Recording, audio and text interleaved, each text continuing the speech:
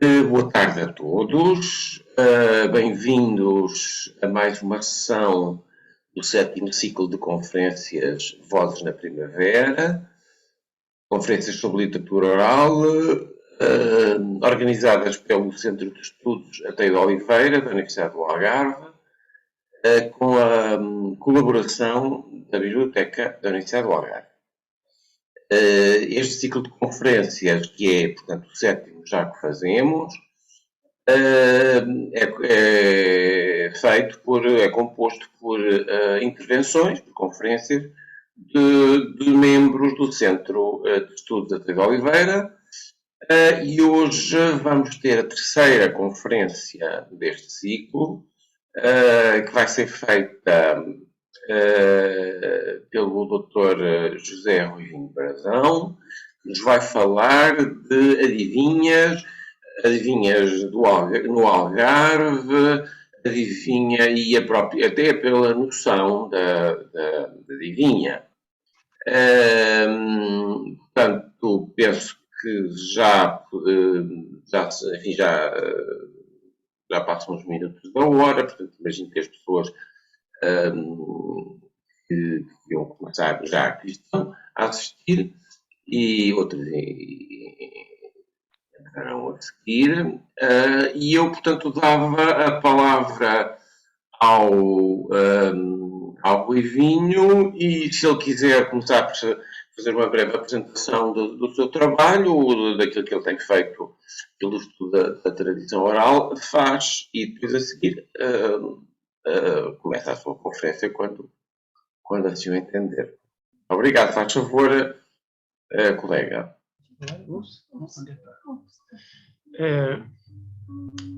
Não sei se temos público neste momento. Sim, temos público, sim. Justifica entrar pelo programa já, mas eu antecipo-me a fazer alguma referência prévia. Comunicou comigo esta manhã o professor Arnaldo Saraiva, deixando cumprimentos muito particulares para o professor Dias Marques e dizendo que tem 2 eventos quase em simultâneo que o impedem de estar connosco, mas solicita a gravação para que a seguir possa inteirar-se do seu conteúdo. Eu aproveitava este momento em que certamente os participantes estão chegando, aproveitava este momento para registar o meu agrado pela sensibilidade de quem vem trabalhando neste Algarve a cultura da tradição popular, como o professor Dias Marques e Isabel Cardigos, cuja dedicação todos nós conhecemos, para enaltecer a sensibilidade da Câmara de Albufeira e de Lolé e as próprias juntas, salientar a sensibilidade e o acolhimento muito particulares que encontramos nos sectores da cultura, e não poderei deixar de citar aqui a relação com a diretora Dália Paulo, da Câmara de Lolé, e das juntas de freguesia, como a de Paderne, muito solícitas em acompanhar. E é importante dizer que as adivinhas que aqui aparecem com este título da tradição adivinhística no Algarve, à retórica e à noção de adivinha, responsabilizam-me. E tenho que dizer que, na realidade, foi uma surpresa muito grande para mim o encontro com as adivinhas. Nem fui eu que as procurei. Vieram ter comigo as adivinhas. Vindo com um punhado de provérbios, cerca de 80, colhidos na literatura medieval, em dissertação de mestrado, com Elsa Gonçalves, em Lisboa, na Faculdade de Letras, eu quis saber o que é que havia no Algarve nesta ordem. E isso surpreendeu-me. Um trabalho iniciado em 93, 94 e que em 98 permitia publicar cerca de 6.000 provérbios colhidos em caderno. E reservavam-se, por outra altura, os do Conselho de Lolé, da freguesia de Bliqueime, ainda à espera. E de mistura com os provérbios vinham tantas coisas, umas lenga-lengas, os trava-línguas, tantas linguintinas de toda a ordem, e as adivinhas. Cuidei imediatamente de levar todo este material à escola. Percorremos, com o apoio da direção escolar e da cultura, percorremos a província do Algarve com as nagragadas. As nagragadas, e em particular Almerinda e Leonor, levando às bibliotecas de escola esta riqueza. E nós encontrávamos, surpreendentemente, um acolhimento excepcional das crianças, dos adultos, professores e jovens. Foi um incentivo muito grande este que nós encontramos com a experiência pedagógica levada à escola. A escola, o princípio da investigação e o seu destino. É aí que nós encontramos a força para este trabalho. Portanto, neste título temos a tradição adivinística, Algarve e retórica. E foi disso que se tratou neste tempo de uma reflexão profunda, muito exigente, das adivinhas. Primeiro a transcrição, e na transcrição a seleção. Em princípio recolhemos tudo e transcrevemos quanto ouvimos. Excepcionalmente pusemos de parte aquilo que entendíamos que não tinha lugar. Sei lá, estou a lembrar-me deste enunciado. Tenho 50 buracos no meu fato. Que horas são? Ora, isto não tem jeito. Não há relação nenhuma entre a interrogação e a adivinha propriamente dita. Afirmação, interrogação. É uma estrutura corrente nas adivinhas. E esta adivinha não ficou. Sabeis qual é a resposta a esta pergunta? Que horas são? São horas de comprar as outras. É evidente que não é uma adivinha a sério. E estamos aqui para dizer, naturalmente, o que é uma adivinha a sério. Mas eu cometi alguns erros. Estas adivinhas não percorreram apenas o Algarve. Estas adivinhas chegaram a congressos, em Tavira, em Lisboa, no Porto. Estávamos lá em 2006 ou 2007, se não estou. Estávamos. E na Galiza. E eu imaginava, nessa altura, saber qualquer coisa de sério sobre estas realidades. Mas, à medida que aprofundei o meu estudo, eu vi que não sabia aquilo que era necessário.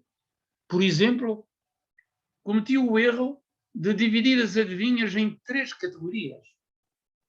As adivinhas propriamente ditas, como é que era? São 3 grupos.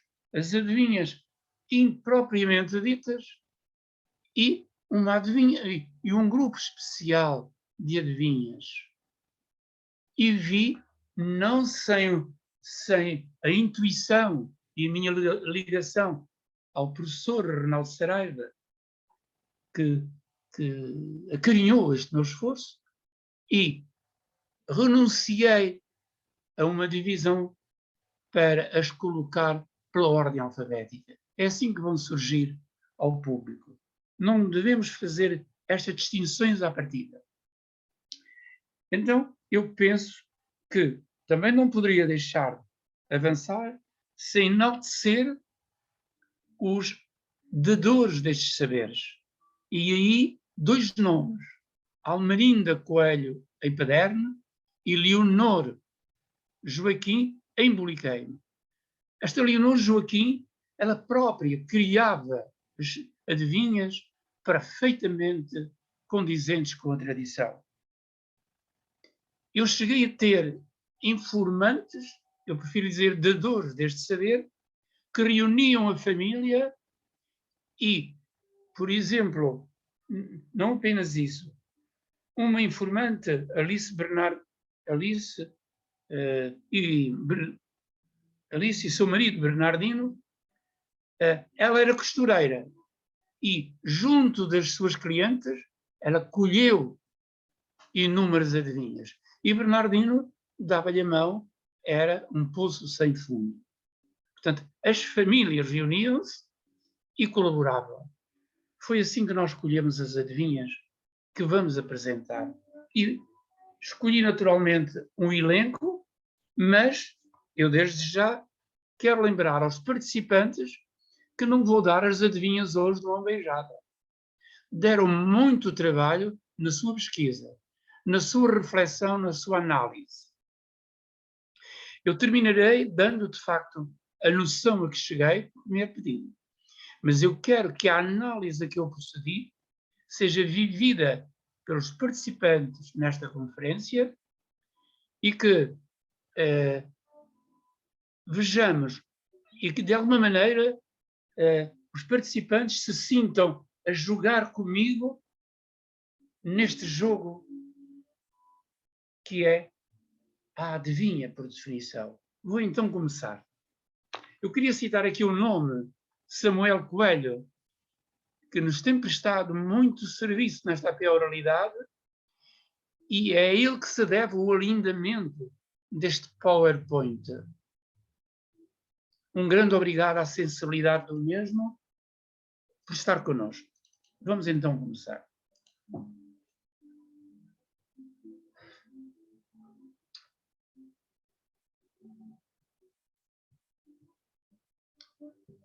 Capinha sobre capinha, capinha do mesmo pano. E não adivinhas agora e nem daqui a um ano. Eu gostaria que a resposta, a solução viesse da voz dos participantes, que algum de vós saiba dizer qual é a solução.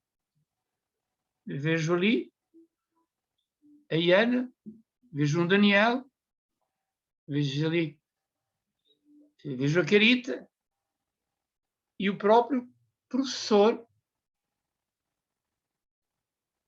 Quem é que é capaz de dizer qual é a solução? Qual é o assunto?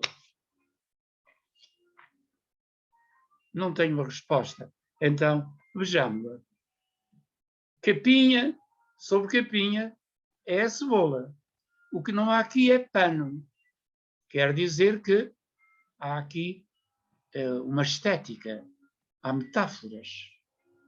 E há aqui uma expressão, e não adivinhas, é o que chamamos tecnicamente o indicador formal, que vai aparecer muitas vezes, ou no princípio, ou no final da adivinha.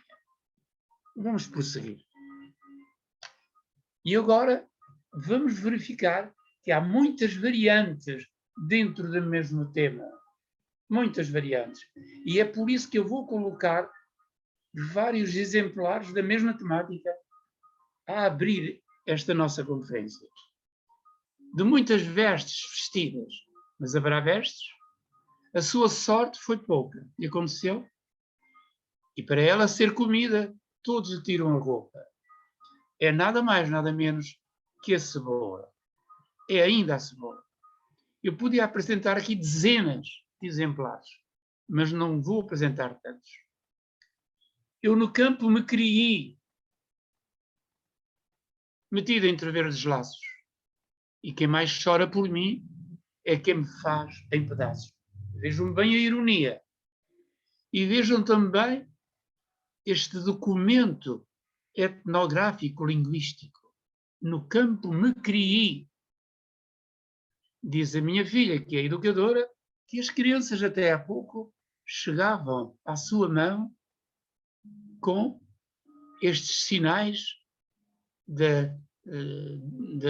linguísticos já em vias de serem ultrapassados. Criei em vez de criei. No meu entender, o vocábulo está próximo do original, do perfeito que terminava em i e que depois deu ei. O amau-i. As crianças chegavam dizendo a mim, e eu ouvi isto ainda. Depois, amau-i deu amei.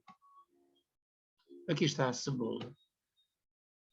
Morenas rechonchudinhas, nas cabeças têm laços, e quem mais chora por elas é quem as faz em pedaços. Reparem as variantes que vão surgindo, e aqui a personificação, tratadas como pessoas. E a mulher está, defendo eu, na criação destas adivinhas. A mulher lida na sua casa com a cebola. E ela própria inventou muitas destas adivinhas. É uma senhora muito esbelta, a mulher, que com finos véus se aperta. Quem tiver que a desapertar, muitas lágrimas há de chorar. Eu queria lembrar que aqui, qual é o número desta menina? Que aqui nós encontramos a medida mais corrente na nossa linguagem. É a redondilha maior. Se não experimentem, é uma senhora muito esbelta, que com finos véus se aperta. Muitas lágrimas há de chorar, são as 7 sílabas da nossa fala e da nossa tradição. Eu sei que em português é assim. Nas outras línguas, como será? Se forem ver estas expressões, na nossa língua é assim, dá 7 sílabas métricas. É assim na nossa língua, 7 sílabas métricas até a tónica. Nas outras línguas, eu não sei como será. Se virem esta expressão, estou a ver, dá também 7 sílabas métricas. A maior parte das nossas expressões correspondem à redondilha maior. Ainda a cebola. Sou uma dama preciosa. Como vê, a mulher está aqui, que com finos véus se aperta. Quem tiver que a desapertar, muitas lágrimas vai chorar. Bonito isto. Agora, entramos noutra ordem de adivinhas na meia temática. Se tens aí, Perito.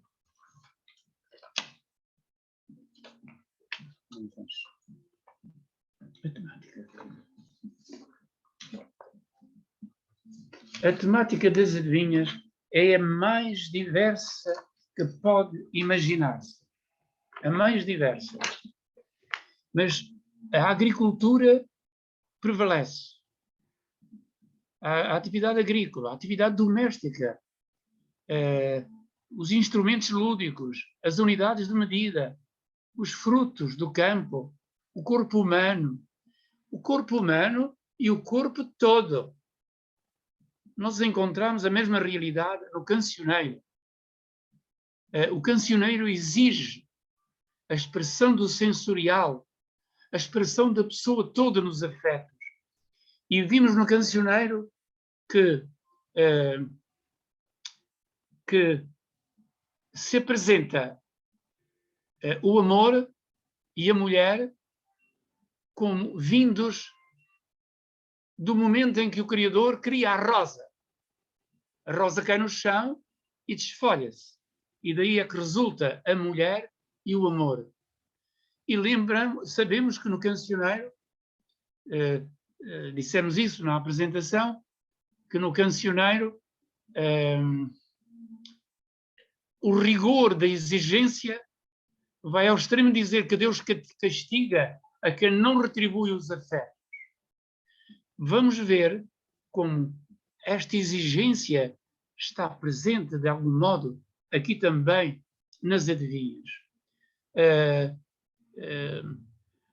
aparece aqui o corpo humano constantemente, vêm aqui as atividades fisiológicas e o corpo humano até ao extremo.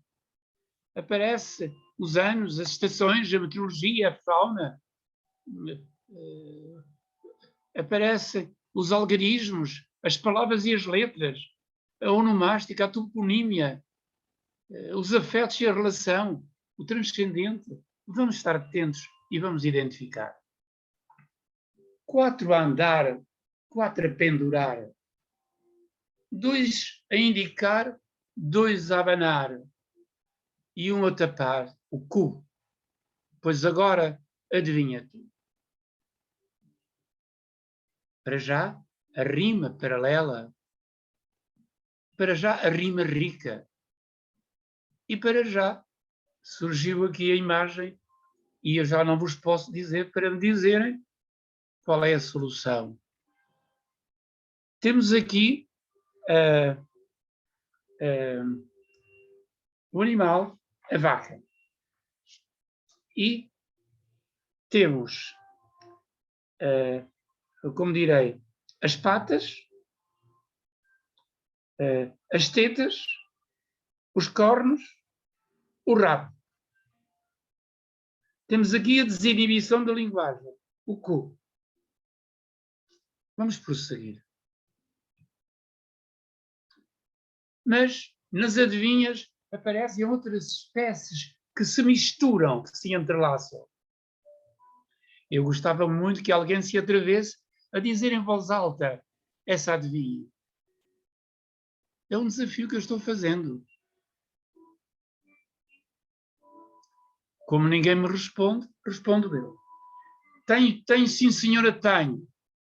Entre meio das pernas um engenho. Daqui como? Daqui bebo. Daqui pago a quem devo. Dou dinheiro a juros e pago dívidas atrasadas. O etnográfico aparece aqui, nas adivinhas, não apenas nas palavras sim, mas aparece no próprio tema. E que tema será este que está aqui? Que solução será que nós temos que dar? Mas primeiro reparem, a repetição.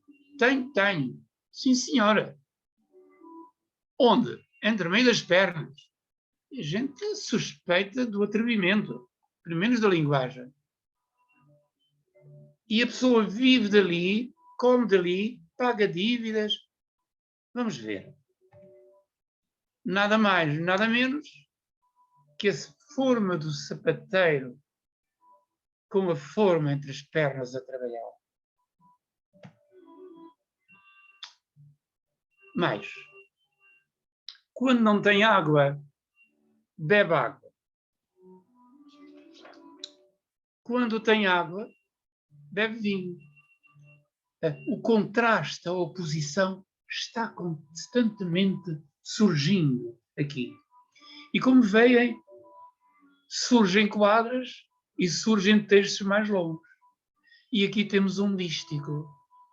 E neste dístico, neste período, temos um ritmo, portanto, binário. Encontramos fluência, naturalidade. E o paradoxo. Então, quando não tem água, bebe água.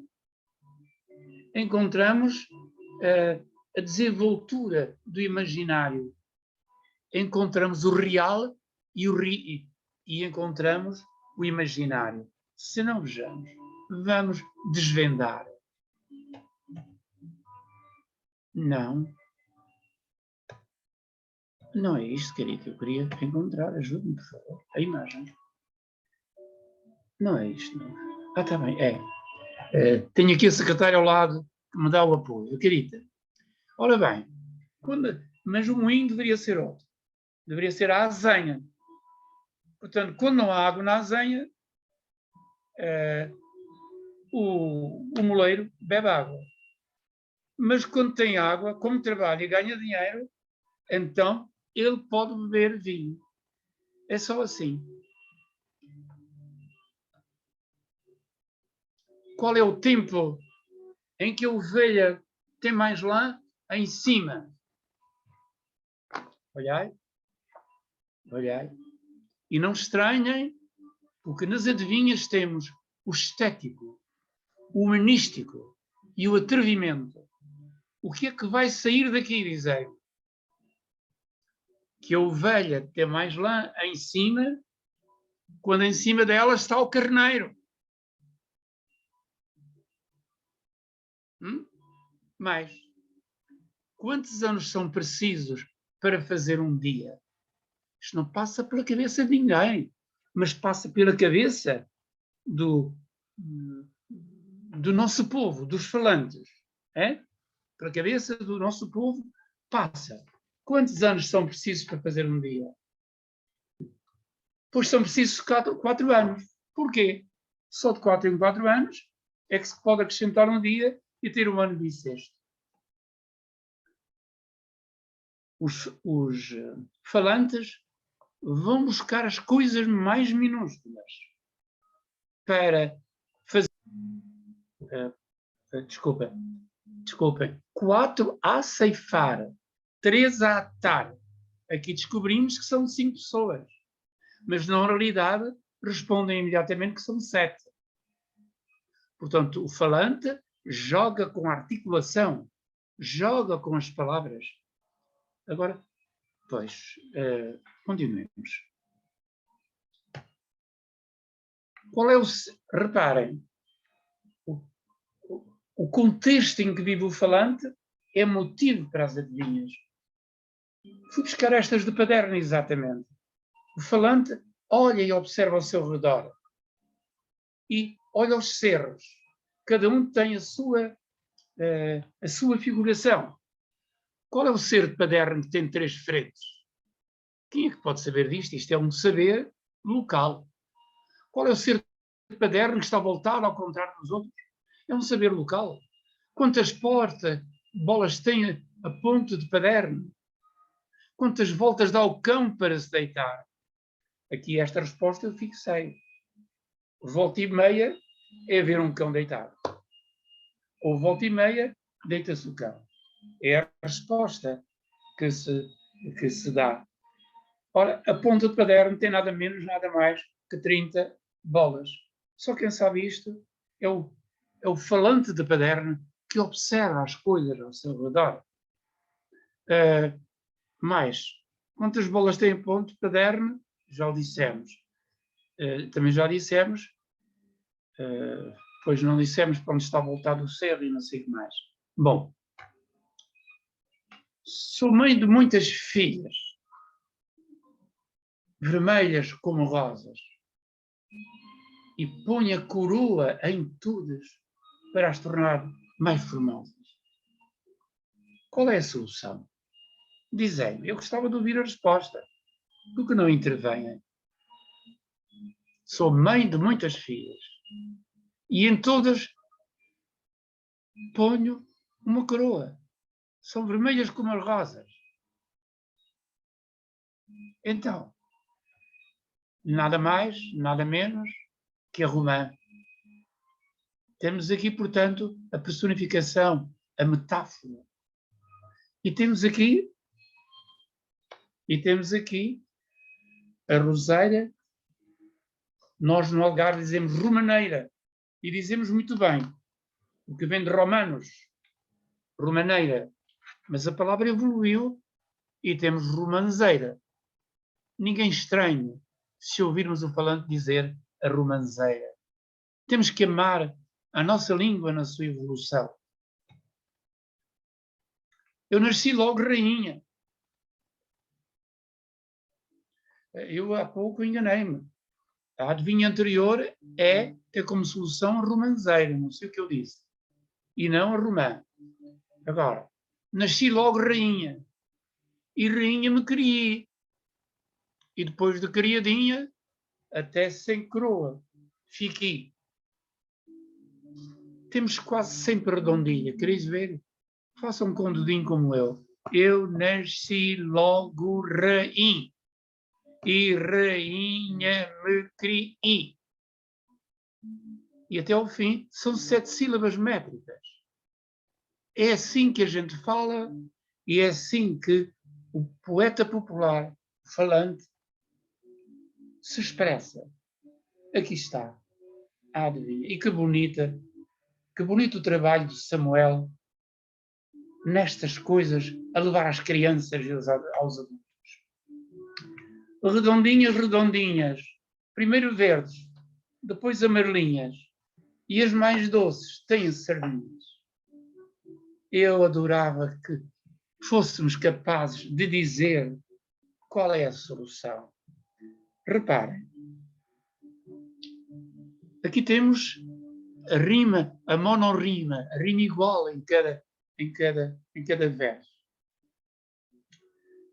Aqui temos uma sensibilidade fónica muito interessante. Temos aqui um enunciado para dizer com rapidez. Não é? Aqui temos a adivinha e temos outra espécie da literatura popular. Redondinhas, redondinhas, primeiro verdes, depois amarelinhas, e as mais doces têm a sardinha. Temos aqui a lenga-lenga, que os jovens e as crianças tanto apreciam. E temos, o que é que podemos dizer mais? Mas as mais doces têm sardinhas. Que sardinhas são essas? Reparem que o falante joga com os sentidos das palavras. Aqui joga com a homonímia. Há a sardinha de assar e comer, e há as pequeninas sardas nas nésperas. Essas sardas mostram-nos as nésperas que são mais docinhas. São as manchas castanhas. As nésperas. As mais docinhas. Têm sardinhas. Encarnadinha por fora. Encarnadinha por dentro. Com cabelinhos à roda e caixeirinha lá dentro. Atenção. Vede que as adivinhas nem sempre são assim tão inocentes. Vede bem. Fala-se aqui de um objeto, de algo que é encarnadinho por fora e que também é por dentro. Mas que tem cabelinhos. Será mesmo cabelinhos à roda ou será uma metáfora? Ou uma personificação? E tem uma caixeirinha lá dentro. Ora, vede se isto é verdade. A papoila. A papoila. E noutras vertentes, que temos muitas, diz-se de outras maneiras. Em vez de caixeirinha, diz-se, agora não estou a lembrar-me, de outros modos muito interessantes. É a papoila. Mas aqui contem com a conotação. Uma menina redondinha com um pauzinho no cu. Que está a linguagem de atrevimento. Mas está a aliança com o estético. Com a rima. Com a poesia. Uma menina redondinha com um pauzinho no cu e 3 filhinhos na barriguinha. E agora adivinha tu. E aqui está o desafio com o indicador formal, a palavra adivinha. As adivinhas são para se dizerem, são para desafio, são para cultivar o humor e o prazer de estar. Uma menina redondinha, que será? Um pauzinho no cu. Será mesmo o cu? 3 meninos na barriguinha. Há aqui a personificação. E agora adivinha tu. E a gente vai ver, sai nada mais, nada menos que o Baga do Ouro. A atenção do falante, a atenção do povo às coisas pequeninas, ao envolvente, à natureza envolvente, à realidade com que lida, a cebola na cozinha, as uvas na mesa. Será que nós hoje educamos os jovens, a criança, para a atenção ao redor, àquilo com que lida? Uma menina redondinha. Notem que aí está a redondilha maior. Uma menina redondinha. Bem, eu queria que alguém daí, aí no grupo, dissesse, eu até gostava de ouvir, porque não intervenha. Era um prazer para mim, que estou falando sozinho. Vamos dizer isto, vamos lá.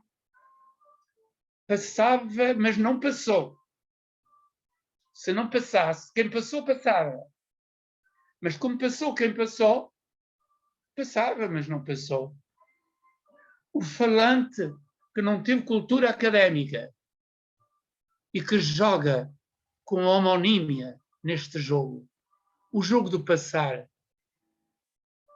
o jogo do passar, ao passar dos passos, mas já há outro passar. E aqui diz que passava num sentido, mas não passou no outro. A uva e as passas. Passou alguém que colheu o cacho de uvas. Já não vai passar. Porquê? Como passou quem passou, passava, mas não passou. As crianças, o público infantil-juvenil tem adorado estas coisas. A nossa alegria de andar pelas escolas foi logo. Assim que nós escolhemos as adivinhas e os provérbios e as quadras, toca andar pelas escolas. Nas escolas colhemos e às escolas levamos aquilo que colhemos. Ora, vede se não está aqui uma lenga-lenga abraçada à adivinha. O larico tico-tico não tem pé, nem cor, nem bico, mas o filho que ele tem já tem pé e cu e bico também. Toma lá que é para saber. Desinibição de linguagem. Naturalidade no recurso ao vocabulário. E o atrevimento de criar a palavra quando não a tem. O popular é assim. O larico tico-tico. Para dizer o quê? Para dizer que o larico tico-tico até tem um filho que não tem pés, que não tem bico. Não. O filho é que tem. O pai não tem. Já sabe qual é a solução? Então vejam quem ganhou. Aqui está o larico tico-tico. E como ele é bonito. É? Bem, o larico tico-tico não é este. O larico tico-tico é o filho. E eu confundi. Então o que é o larico tico-tico? Naturalmente está aqui embaixo o ovo e o pinto a sair dele. Quem não teve a alegria de nascer no meio rural, e eu tive, mesmo à beira da Vila Moura, em Benfarres, de Boliqueiro. Quem não teve a alegria de viver, de nascer e passar a infância, não teve surpresas como eu tive. Um dia estávamos no pátio, eu e os meus irmãos e a minha mãe, e de repente uma surpresa. Entra por aí dentro uma galinha com 20 pintinhos atrás. Saía da seara, ali mesmo em frente da nossa casa, no monte. Havia os desgostos que a galinha desaparecera. Pois a galinha escondeu-se no trigal, ali pôs os larico-tico-ticos e ali apareceu com os filhos dos larico-tico-ticos. Uma ninhada de pintainhos. Que bonito! Quem não tem estas experiências não ama tanto estas verdades saídas do imaginário dos falantes. Agora, portanto, foi uma adivinha e uma lenga-lenga. Desculpem a maneira como falo. Eu estou muito fatigado, mas muito alegre com a riqueza que vos estou dando. E isto deu muito trabalho, o acumular e o trabalhar e o analisar destas atividades tão ricas, tão portuguesas. E uma das coisas que me impressionaram, notem que eu digo, uma das coisas que me impressionaram. Eu não digo uma das coisas que me impressionou, como vimos hoje na própria televisão. O que tem como antecedente uma. E por isso, uma das coisas que me ensinaram concorda com o singular. O compadre, e não sei porque que eu disse isso, já me perdi. O compadre Nick não tem cu, nem pé, nem bico. Mas os filhos do Nick já têm cu e pé e bico. Notem que este Nick, já descobriram, é, naturalmente, está relacionado com a adivinha anterior. E é o ovo também. Pois, claro que é. Mas os filhos já têm. A carne da moça é dura. Eu volto a lembrar que a adivinha nem sempre é assim tão inocente. Não, não é assim tão inocente. A carne da moça é dura. Mais dura é que a da fura. Encalha o duro no mole, ficam os dois em pendura. Eu queria apontar a carta, sim. Então o que é? Eu quero a resposta daí antes de dizermos. A mulher está sempre presente. Aqui é a moça. Presente no cancioneiro, presente aqui. Sem ela, a nossa poesia não seria aquilo que é. Ora bem, temos aqui a redondinha maior, temos aqui a temática da mulher e temos aqui a linguagem de conotação. Quem é que ensinou ao falante que existe a palavra conotação? Nós é que nos envaidecemos quando vemos que os falantes não sabem, que os populares não sabem. Eles têm a realidade. Nós temos os nomes que criamos. Falta-nos a nós devolver aos falantes esta nomenclatura. Encalha o duro mole. Ficam os dois em pendura. Vamos ver então o que é. Pois são os brincos, naturalmente. Gil Vicente chama-lhe os pendentes.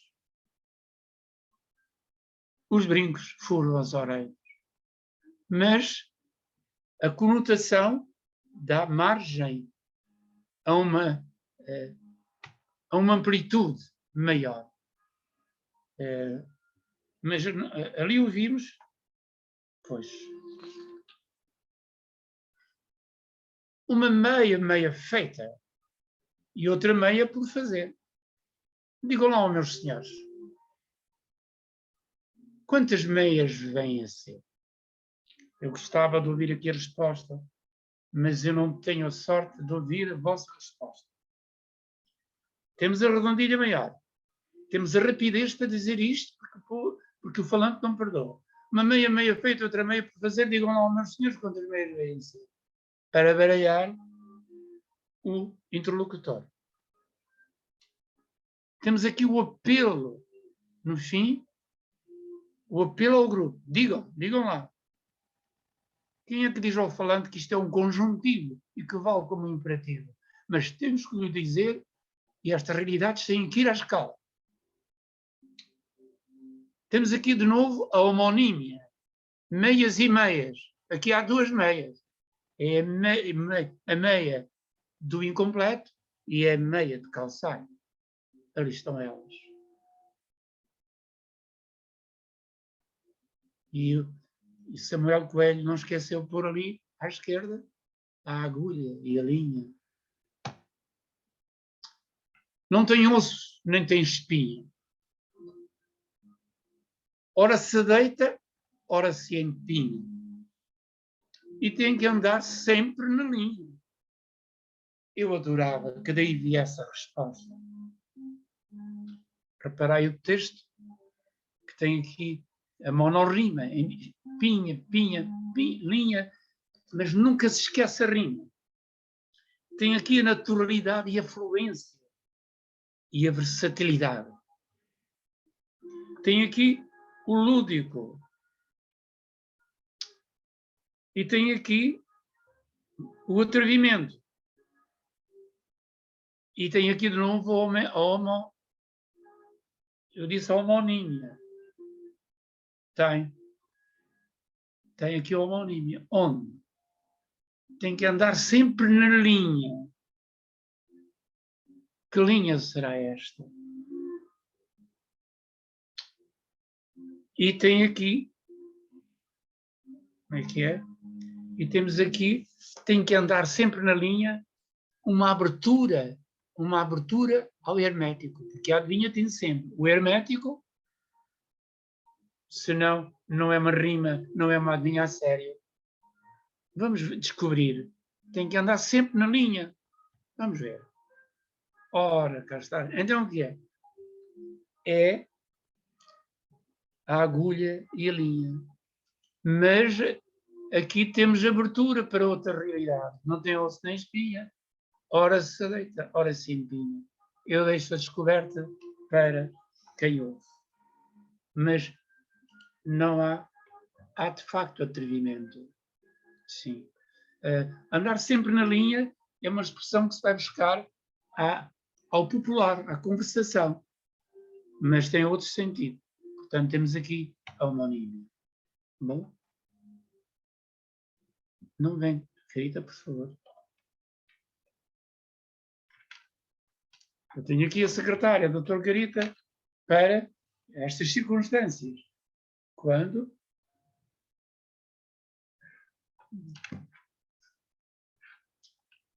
há um imprevisto. Faltou aqui o correr. Vem agora, não vem? Vamos cá ver. É sim, senhor. Está muito bem, Carita. É muito bom ter aqui uma mão ao nosso lado. Uma limbedela e uma torcedela. É para o cu que lá vem ela. É tudo tão breve. É tudo tão atrevido. E é tudo tão estético. Esta aliança do estético e do atrevimento, o atrevimento do vocabulário, é uma maravilha nas nossas adivinhas. É uma expressão da liberdade. É a descrição do real sempre. E é a adequação da morfossintaxe, da morfologia e da sintaxe àquilo que se pretende comunicar. E é a desinibição da linguagem. São constantes nas adivinhas. Uma limbedela e uma torcedela. Pois claro. Ora, o que é que havia de ser?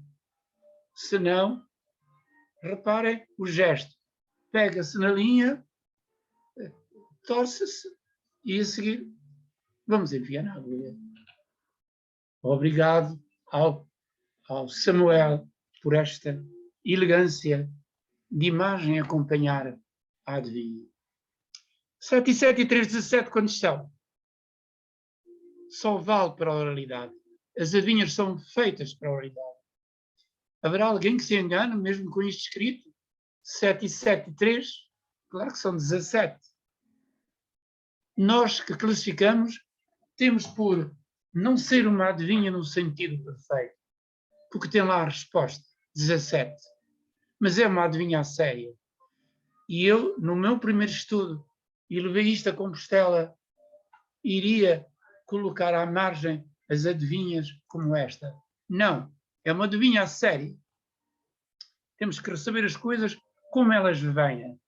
7 e 7 e 3, 17. Uma afirmação. E a seguir a pergunta. Na oralidade, as adivinhas vêm muito com esta forma. Outras vezes trazem a pergunta direta.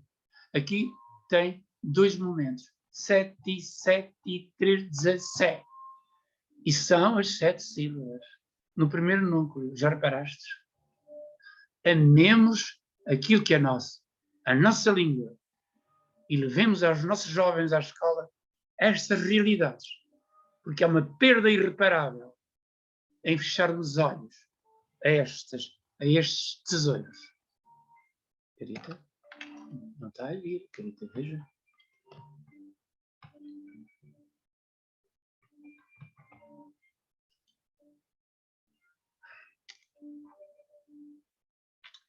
Tem um velho e tem um novo. Tem na viúva também. Eu não tenho. e você tem. Há sempre o desafio. Aqui há batota, porque coloquei a itálico o segredo.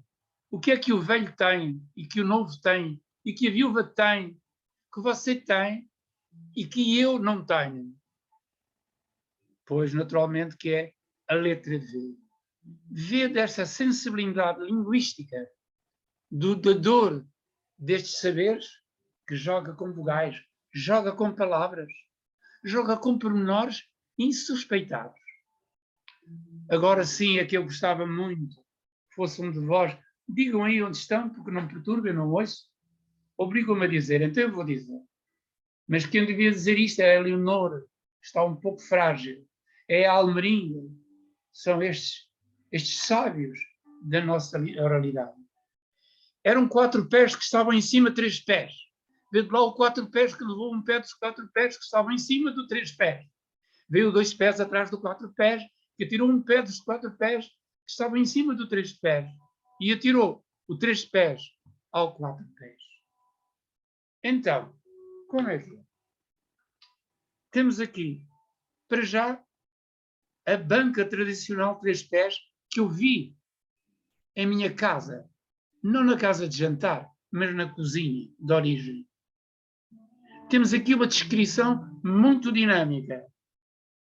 Temos aqui o trocadilho e o repetitivo. Temos aqui o lúdico, bem conseguido. Mas quem é que ensinou a este povo que, através das palavras, das vogais, das consoantes, era possível fazer o jogo, o entretenimento? 4 pés. Vede o que é o 4 pés. 2 pés. O 2 pés corre atrás do 4 pés. O que seria que ele levou? 4 pés levou um pé dos 4 pés que estavam em cima do banco. E tirou. E o 2 pés vem e consegue tirar um pé. E o 2 pés atira com o 3 pés a banca atrás do 4 pés.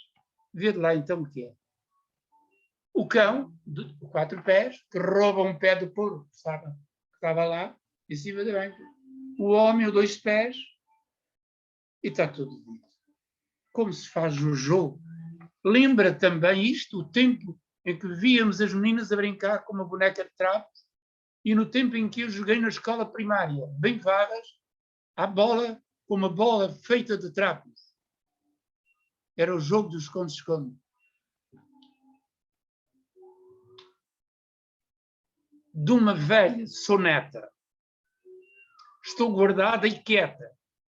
Todos nos vão visitar com frio, com feridas aos mortais, coisa que não faz o meu tio. Olá, temos aqui personificação. Há uma velha, há aos visitantes, há feridas, ao tio. Esta, ninguém chegaria lá, porque eu também lá não cheguei. Há uma velha. Podemos desdobrar. Queria-te a ver se... Estás a ver? Tá, já estamos. Há uma velha. Temos ali a garrafa. É o vinho. Temos ali o bagaço. O bagaço é irmão do vinho. Temos ali a aguardente, que é sobrinha do vinho. Abraçam-se aqui o real e o imaginário. Há do bagaço, eu não diz, pois, do bagaço, está certo. Há aqui o verdadeiro e o falso. Há o imaginário e o real. Mas há aqui, sobretudo, uma engenharia, uma verdadeira engenharia adivinhística. A adivinharia do lúdico. Tem razão Gianni Rodari quando adverte que a adivinha faz falta para a criança, faz falta para o adulto, faz falta para os profissionais e eu acrescento, faz falta para os políticos. O imaginário da engenharia faz falta para toda a gente. Não desprezemos. Ora bem, já temos, agora, Carita, tens que intervir a seguir.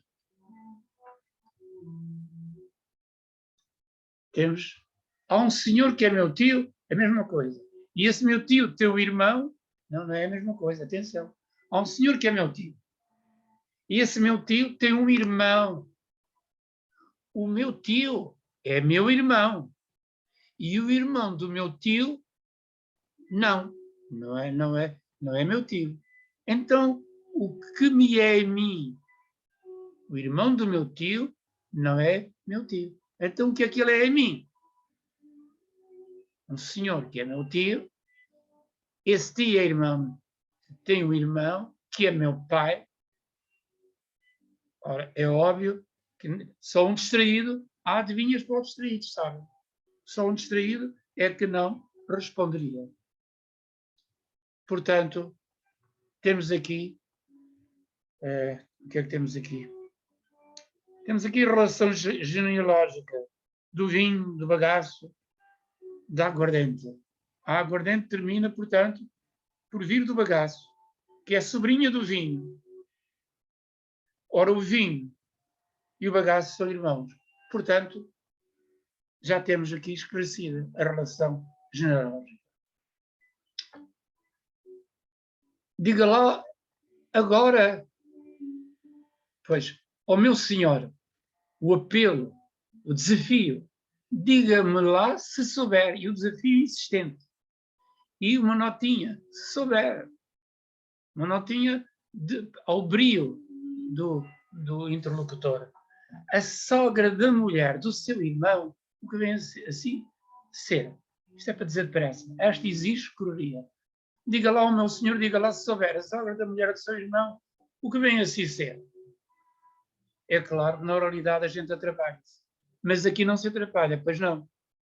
A sogra da mulher do teu irmão, claro que tem que ser a tua irmã, a tua mãe. Mas o jogo que se faz, menina, isto já está a correr bem agora. Queridos amigos, a desenvoltura, o atrevimento andam de braço dado com o lúdico, o artístico, o estético, o poético, o belo nas adivinhas. E nós não podemos fazer, como se fazia na Renascença, de obrigar o artista a dar-nos a imagem da pessoa com um capaz, um tapete, a cortar um pedaço da pessoa. A pessoa aparece inteira aqui, assim como aparece inteira nas nossas adivinhas. Abracemos esta realidade. Uma senhora foi à casa do seu compadre. Eu tenho que ser atrevido também. Como vai, compadre, com as suas varezas tesas? As suas varas tesas. E a comadre, como é que vem com as suas pendurezas? Compadre, não me faz uma. Faço uma, faço duas. E também faço três. Mas o pau é que não está capaz. Olha, venha cá no fim do mês. Desculpem, eu não resisti a rir sozinho. Varas tesas. Nós estamos aqui perante o carpinteiro que está a trabalhar uma cadeira da tabula e que usa varas, as pendurezas. Não. E que usa varas tesas. E vem lá a mulher e que fala em pendurezas. Aqui o informante inventa uma palavra, não a tem, cria, mas cria segundo o rigor da norma linguística. É isto que é admirável. Assim como criou as palavras. O criador da língua não somos nós professores académicos. O criador foi o nosso povo e continua a ser. Escutemos. Pendurezas, já adivinharam o que é? Naturalmente são os seios, as mamas. Compadre, não me faz uma cadeira. Faço uma, faço duas e também faço três. Mas o pau é que não está capaz. Olhe, repare esta coliquialidade de linguagem. Venha cá no fim do mês. É claro que ninguém desconhece que há aqui a conotação. Está aqui o conotativo. Há sempre, acompanha sempre estas realidades. Carita, eu queria, volto para trás, queria a imagem. A imagem é esta. Continue, querida, ajuda. Redondo como um tostão. abre e fecha sem cordão. Aqui está, eu admiro muito esta riqueza.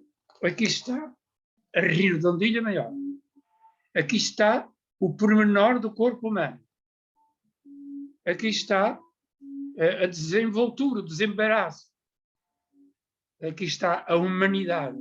Aqui está o bom humor. Aqui está a comparação. Aqui está o contraste. Abre e fecha. A comparação. Aqui está outra vez a redondilha maior. Até qual é a resposta? Aqui todos chegaram lá com certeza. O pormenor. O corpo humano e os seus buraquinhos são uma delícia no jogo adivinístico. E sabemos muito bem que a criança se surpreende com a descoberta dos buraquinhos do corpo humano. Como ela põe os dedinhos no nariz, por exemplo. Abre e fecha sem cordão. Ora, muito bem.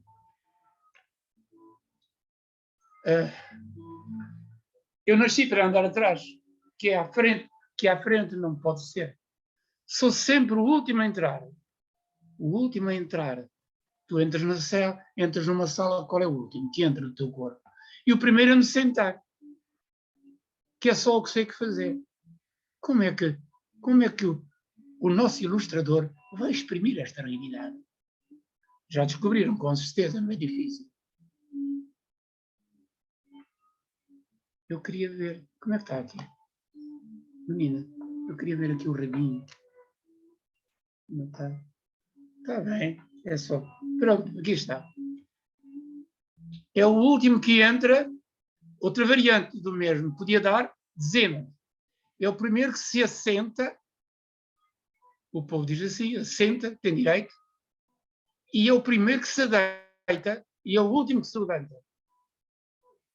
A gente entra, o que é que sai no fim, o que é que entra no fim. Quando se senta, sabemos. Quando a gente se deita e quando a gente se levanta. Se ele não se levanta, a gente não consegue levantar-se. O todo. Vejam a estética admirável de quem exprimiu o sentar-se da maneira bonita que aí está. A gente é chamada a juntar o belo visual ao belo literário. A gente é chamado a pôr em evidência o belo lúdico, o belo estético, quando apresenta isto às crianças. E achar oportuno que se riam, que se descontraiam. É muito importante. Nós precisamos, na nossa sociedade, do riso. Há quem note que as pessoas já se sorriem menos. Agora entramos aqui num sector onde o atrevimento é visível. Eu tenho a certeza que na nossa audiência não vai ninguém a escandalizar-se ou a chocar-se. Eu popei-vos a outras coisas que selecionei. Quando nasce dá um berro. Quando nasce dá um berro. Está tudo dito. E é curioso que temos aqui muita sobriedade. Temos aqui um período breve. Nem há interrogação. Mas nas adivinhas a interrogação está sempre, pelo menos implícita. Um período breve, um ritmo binário. 3 sílabas. Quando nasce, dá um berro. Reparem este aconchegar das coisas. Temos aqui o corpo humano e temos aqui os seus orifícios. Temos aqui o humanismo e temos aqui o atrevimento, o desinibido. Temos aqui a conjugação, mais uma vez, de adivinha e de lenga-lenga, sem dúvida. Temos aqui a desenvoltura do imaginário, numa frase tão breve. Quando nasce, falta a vírgula, devia estar. Dá um tiro. Olha que já me esqueci que numa conferência. Conferência que isto não é. Isto é um jogo de adivinhas para vos obrigar a percorrer o caminho que eu percorri. foi a análise. É leve como uma pena e voa como uma perdiz. Faz pontaria aos calcanhares e encaixa-se no nariz. Oh, meus queridos professores, desculpem o atrevimento destas coisas. Desculpem. Aqui a conjugação da desenvoltura e do poético é visível. Do lúdico, da humanidade, do corpo humano e dos seus orifícios. É? Notem as comparações que aparecem, então, eu ia chamar elegantes, literariamente são. Não? Olhai à linguagem corrente da oralidade, faz a pontaria aos calcanhares e encaixa-se. O vocabulário é todo corrente, é da popularidade. Vamos, estamos perto de terminar. É leve como uma pena e voa como uma perdiz. Já sabíamos, mas agora diz, não. É leve como o vento, voa como uma perdiz, bate no calcanhar e chega logo ao nariz. Há aqui um elemento novo, uma forma nova de dizer. Outra maneira, desculpem de eu trazer tantas variantes da mesma realidade. O que é aquilo que é uma forma muito corrente nas adivinhas populares? O que é que canta como a perdiz, faz pontaria aos pés e a chumbada vem ao nariz? É um elemento novo.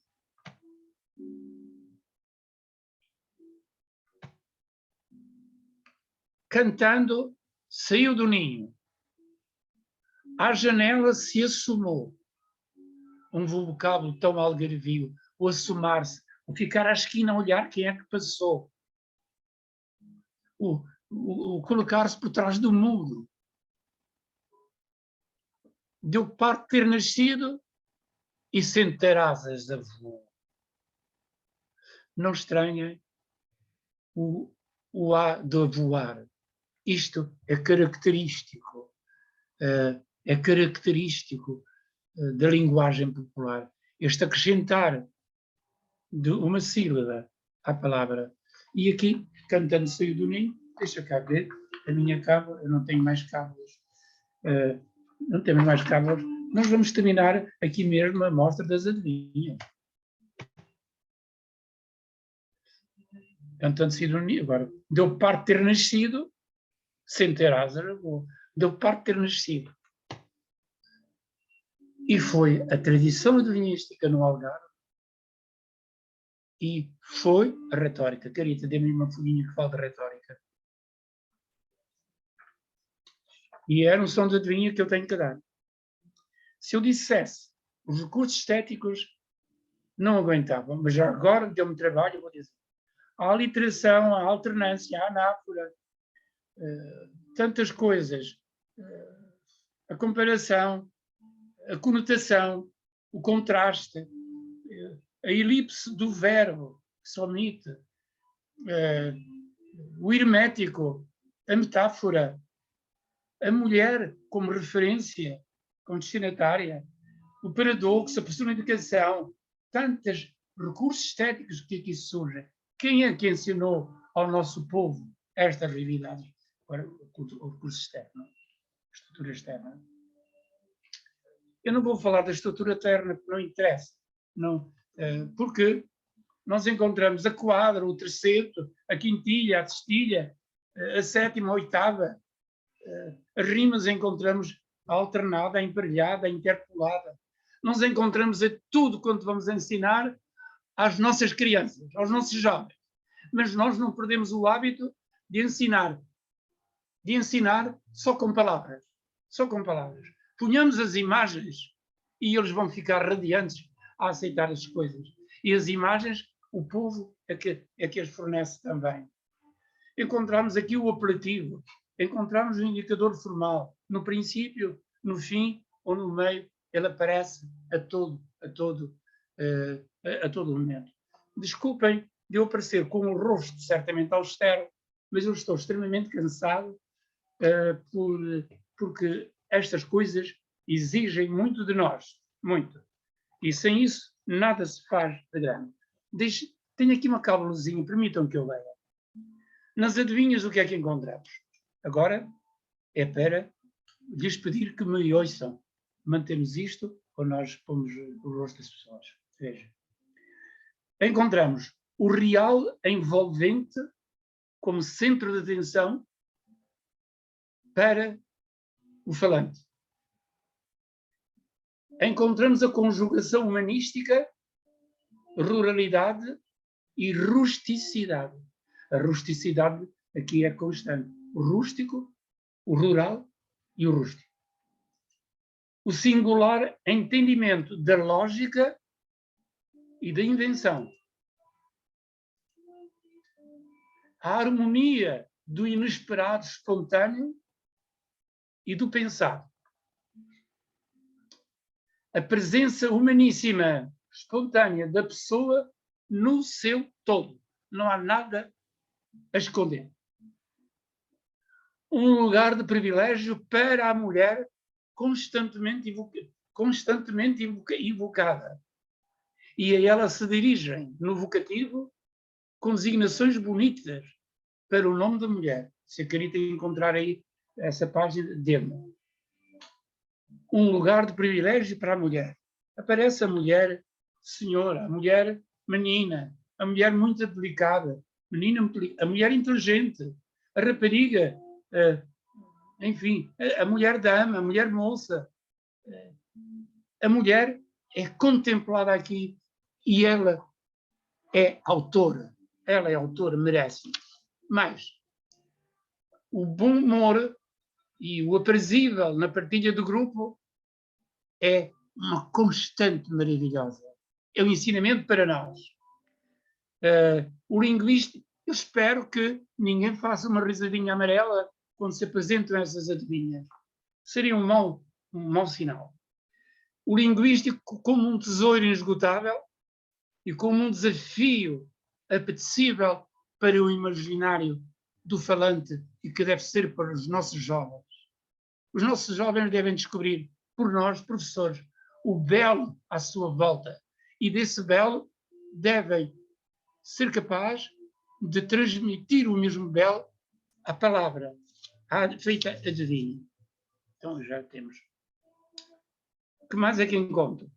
O linguístico como tesouro e desafio acessível para imaginar. O poético como prazer e gratuidade. As adivinhas mostram que o falante tem prazer na rima, tem prazer nas palavras.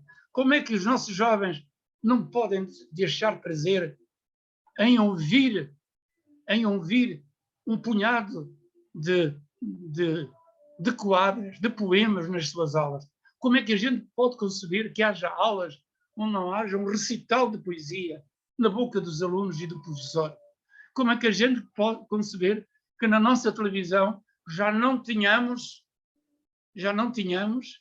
um declamador como nós tivemos? Não me vem à mente o nome do mesmo. Era uma maravilha. Eu tenho que dizer que só descobri o belo da poesia e da língua francesa na declamação, na televisão, em França. Aí é que eu descobri o belo. Porque não descobri nas minhas aulas. Não descobri.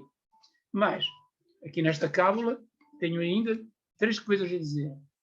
O testemunho eloquente da nossa sensibilidade de raiz está nas adivinhas. Ao colher estas realidades, eu sinto colher o rosto, o nosso rosto, o rosto comunitário, que é preciso revelar e mostrar para que nos reencontremos. Nós que damos ao turista que chega na hotelaria o prato que ele tem lá e que já conhece. E que damos as gracinhas que ele também tem lá, que ele já conhece. E esquecemos que temos nagragadas que dão trava-línguas, que dão lenga-lengas, que dão linquintinas, que dão provérbios.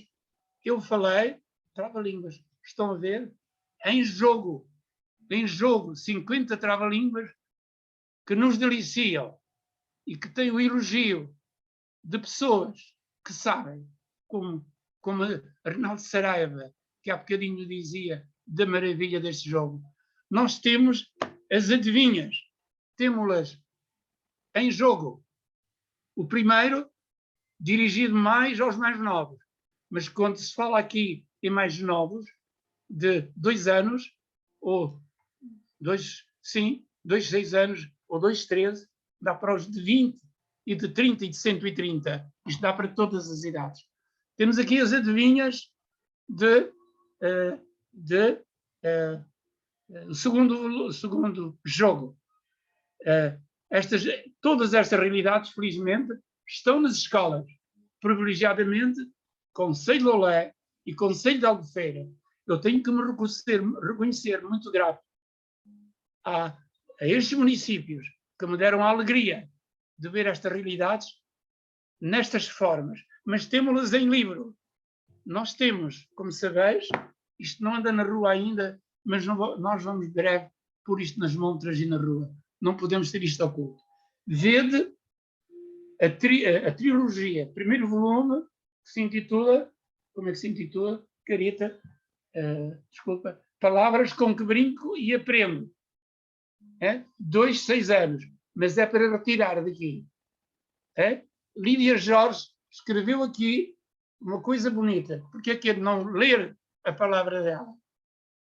Palavras com que brinco e aprendo, em formato adequado e com belíssima ilustração, comprova a visão do autor que, ao longo da ação de pesquisa, decidiu envolver-se na pedagogia da oralidade, tomando a escola como destinatário privilegiado de património oral, seguro de que estas realidades transmissíveis por natureza, uma vez atualizadas, se recriam e perduram.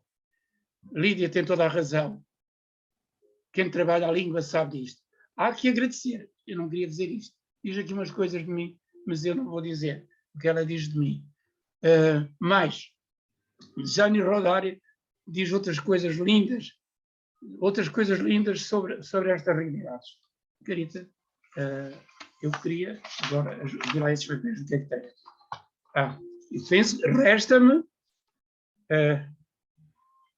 atenção.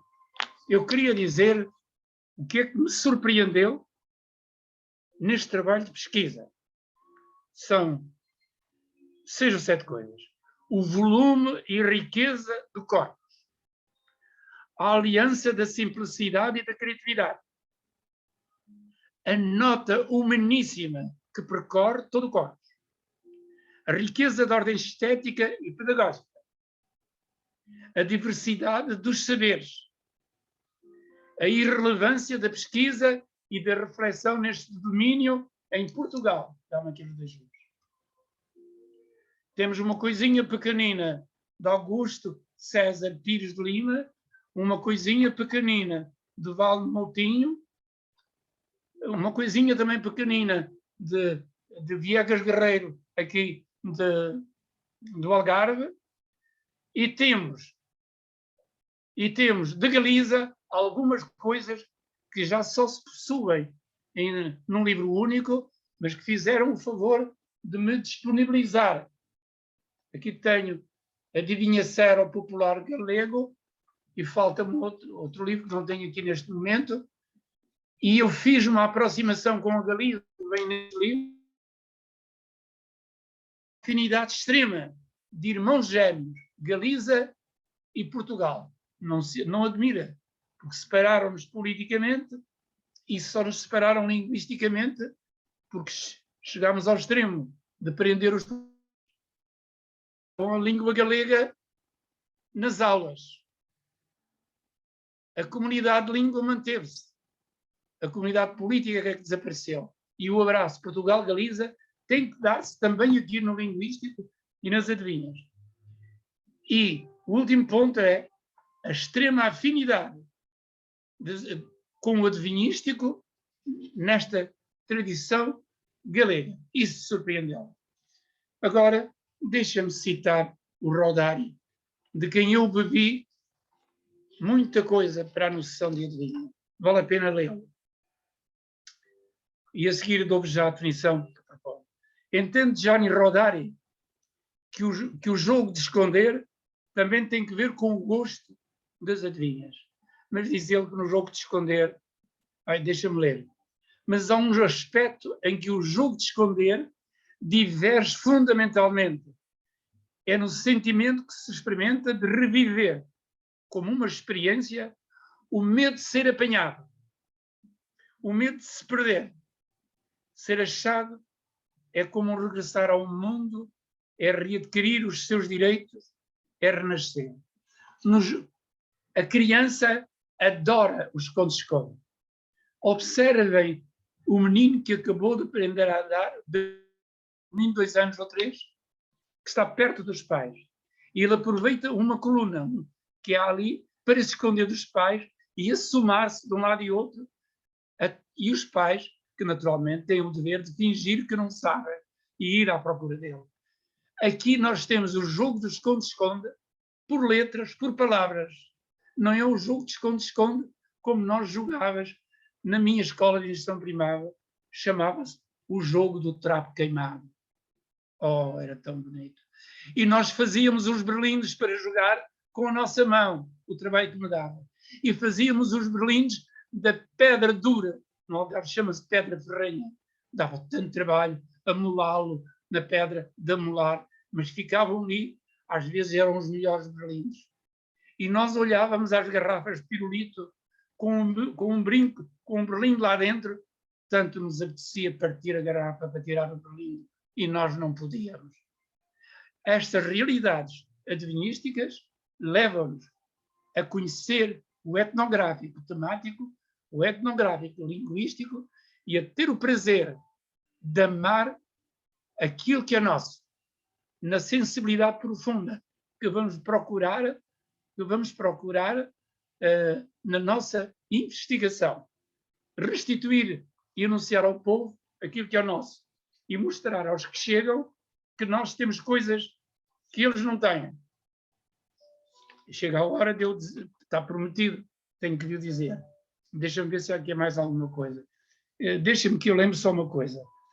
A minha investigação no Algarve começou em 93, no ano 93, 92, 93, em que vim de Lisboa para o Algarve. Depois, no ano 93, 94, venho da escola de João de Deus de Faro para Albufeira, escola secundária. 4 anos depois, consegue editar-se o livro dos provérbios que deu brado lá fora.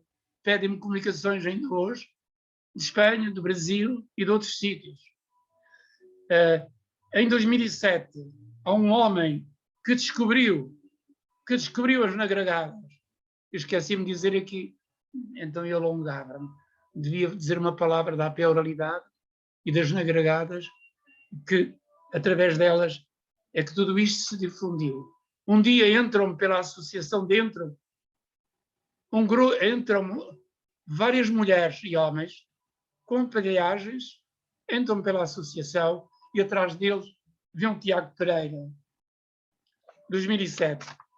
Ouviu-nos, interviram numa ação das nagragadas no largo público e nunca mais me largou. Eu não o conhecia. E veio uma cunha da Universidade de Lisboa a dizer que aceite a ação do Tiago. E eu pus na sua mão. E ele põe as adivinhas no mundo inteiro. Hoje basta escrever nagragadas ou basta escrever trava-línguas e nós encontramos estas realidades de Albufeira a serem do país e do mundo. Elas passaram por todos os canais de televisão. Nem sempre me mostraram. E eu isso não gostei. Mas eu estive em vários. E agora estou aqui convosco. Eu tenho que agradecer o carinho e a sensibilidade do professor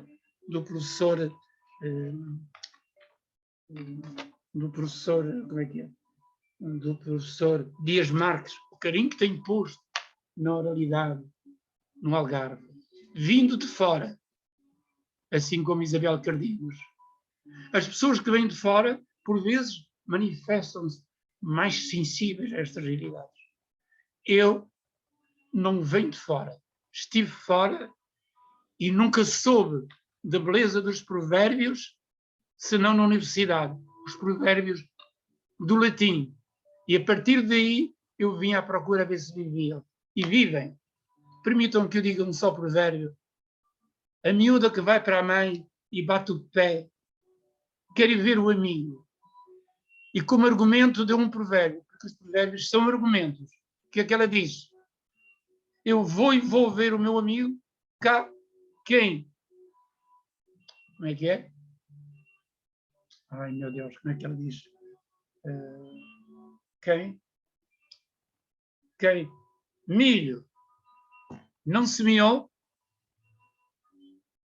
Não sei como é, vejo a minha memória. Ela diz um provérbio maravilhoso, eu vim à procura dele em Paderra e encontrei.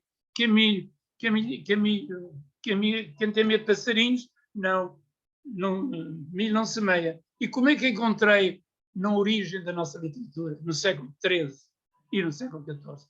Quem passarinhas semeia,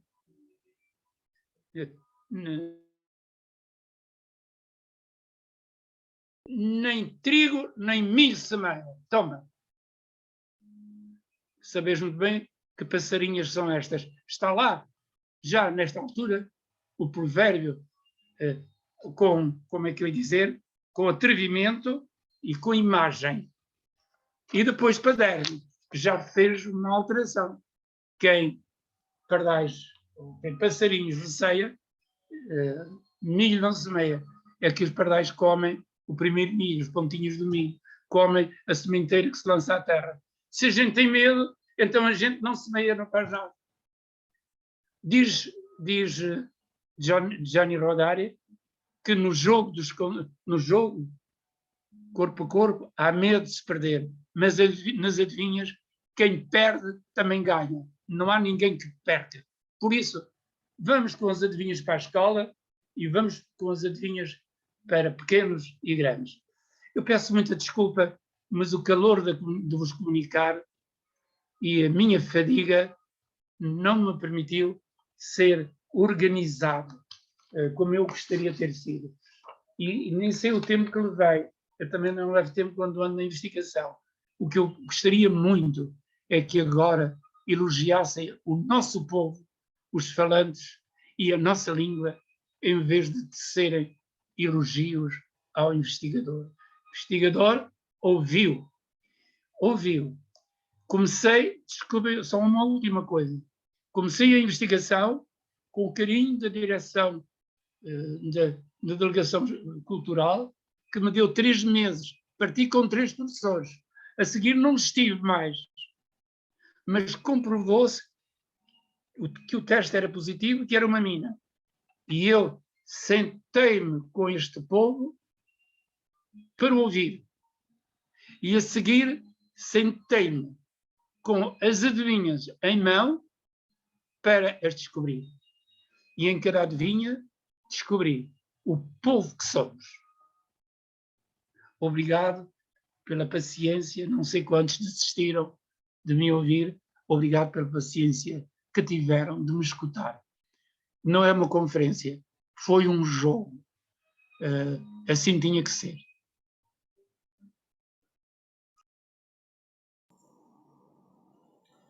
Ora, muito obrigado, Ruivinho, pela sua conferência. Temos ainda alguns minutos que podemos utilizar para fazer perguntas ao conferencista. Não sei se haverá alguém que queira fazer alguma pergunta. Enquanto as pessoas não se decidem, eu gostava de sublinhar uma coisa que sempre me surpreende nas suas obras, Ruivinho, e que é a enorme riqueza que consegue, que existe numa zona tão pequena, não é? Que verdadeiramente são, pelo que eu entendo que são apenas duas aldeias, enfim, uma parte pequenina de Albufeira, uma parte pequenina de Lolé, e como numa zona tão pequena, não é? O Ruivinho tem encontrado, obviamente, algo que já lá está, não é? Mas que consegue, com a sua, com o seu jeito e com a sua persistência, não é? Tirar aquela riqueza e dá-la a conhecer através das suas obras e, de facto, enfim, é uma coisa impressionante. Não é uma pequenina zona importante, digamos, que seja conhecida apenas pelas adivinhas ou pelos provérbios, também pelo cancioneiro, pelas rimas infantis, até pelo romanceiro. E é de facto impressionante como numa zona tão pequena, é uma zona, enfim, que nem sequer era conhecida. Enfim, eu penso que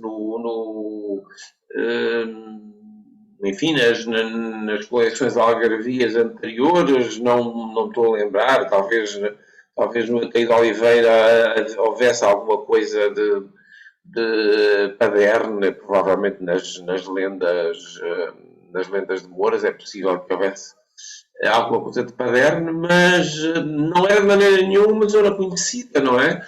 E é uma zona que ficou, eu diria que ficou imortalizada, tanto quanto tantas coisas, enfim, podem ser imortais, ficou imortalizada nesta tradição tão rica de todas estas pessoas que chegaram, enfim, até toda esta riqueza que chegou até nós e que o Ruivinho tem não só recolheu, mas tem dado a conhecer por escrito e por outros processos, não é? Nomeadamente, como enfim, disse, já falou várias vezes, não é? Daquele pequeno grupo das negragadas e é de facto uma coisa que me surpreende e que imagino eu que surpreenda qualquer pessoa, enfim, porque não conheço uma zona de Portugal que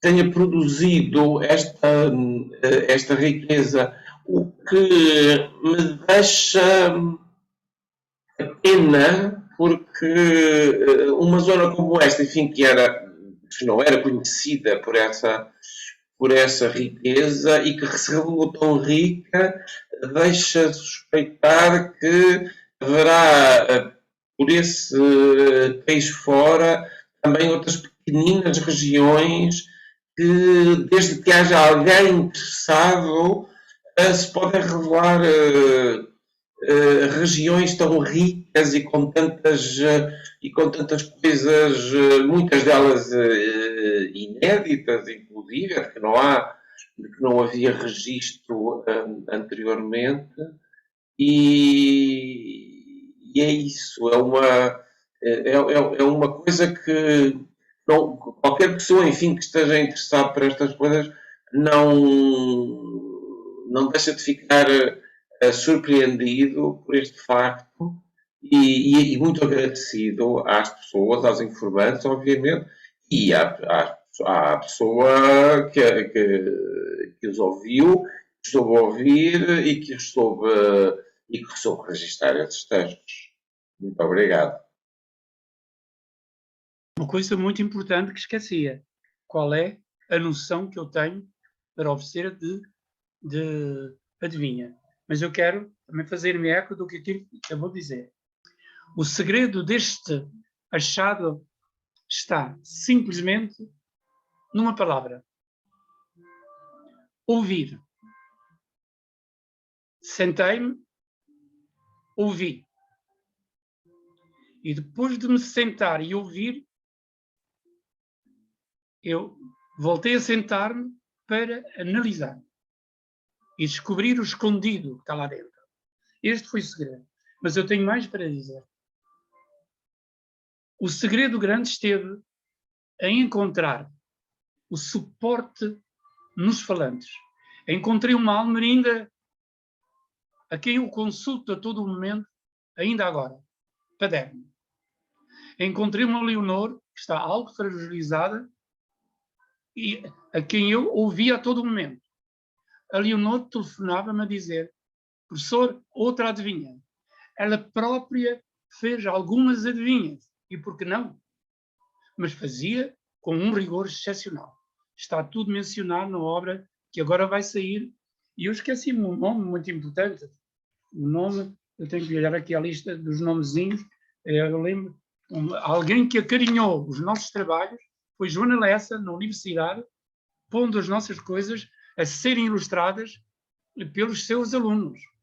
Saiu uma obra, e esta agora das adivinhas sai riquissimamente ilustrada, mercê desse apoio que nos deu. Bom, mas eu ia dizer, a Almerinda reunia em sua casa as pessoas que, no seu entender, tinham sensibilidade e que sabiam destas coisas, quer para os provérbios, quer para as adivinhas. A Almerinda e outras, como a irmã da Almerinda, Feliciana, uma Donzelica, uma Bia André, filha de um velho poeta muito interessante, Manela André, que ia de Paderno até ao Barreiro a pé a vender as suas quadras, naturalmente com visadas para a Comissão de Censura, não era? E nós íamos de casa em casa, onde se suspeitava que podíamos ter sucesso. Mais outra coisa ainda, algumas informantes, por exemplo, uma Alzira de Valdepegas era costureira e questionava as suas clientes para as adivinhas. E o marido tinha uma sensibilidade espantosa neste domínio. A ele se devem muitos enunciados. Quer dizer, a obra que vai sair tem um punhado de adivinhas que não são de Boliqueimo ou de Paderno. São colhidas nas ações de formação que eu passei a fazer imediatamente à recolha dos provérbios.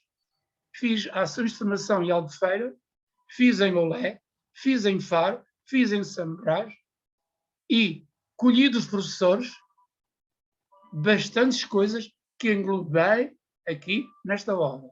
Mas a obra está lá o nome e o local onde cada coisa é recolhida. Mas as nagregadas não queriam-se não cantar. E, é claro, tive que criar um grupo de cantares. E colhi um monte de quadras de janeiras e Natal e Reis e pô-las por aí a cantar, mas um nome que eu não citei ainda, porque estava a esquecer, Nelson Conceição, conseguiu fazer destas mulheres o grupo que elas queriam ser. Em dado momento disseram: professor, se a gente fizesse um grupo de cantares, Paderno não gostou. Algumas pessoas de grupos de Paderno não gostaram muito, porque só conheciam a Almerinda e a Donzelica como pessoas que cantavam janeiras. E eu cheguei e descubro, ao escutar, um tesouro sem fim nestas pessoas. Houve quem não gostasse. Foi um grupo que criou nome, não é? Mas deve-se ao Nelson Conceição, grande, que soube acolher a tradição do acordeão na Bordeira. Ele é da Bordeira, dessas bandas, não é? Ele soube acolher essa tradição, e é hoje um nome internacional. E foi ele que deu o nome às nagregadas e também deu o nome a esta associação. Portanto, houve muitos contactos, e nesses contactos escolheram-se outras adivinhas. A gente coloca-as no livro e menciona que estas são de fora. A Tiago Pereira, a Eduardo Pinto, eu devo os filmes que se fizeram. Eduardo Pinto faz um filme seguindo o percurso de investigação. Muito bem. Sabe qual foi a surpresa, professor? Sabem, colegas? Professores. Desculpem chamar-vos colegas, os senhores são professores doutores. E eu não sou assim. Eu ia dizer E agora está-me a passar. Ia dizer... O que é que eu ia dizer? Desculpa.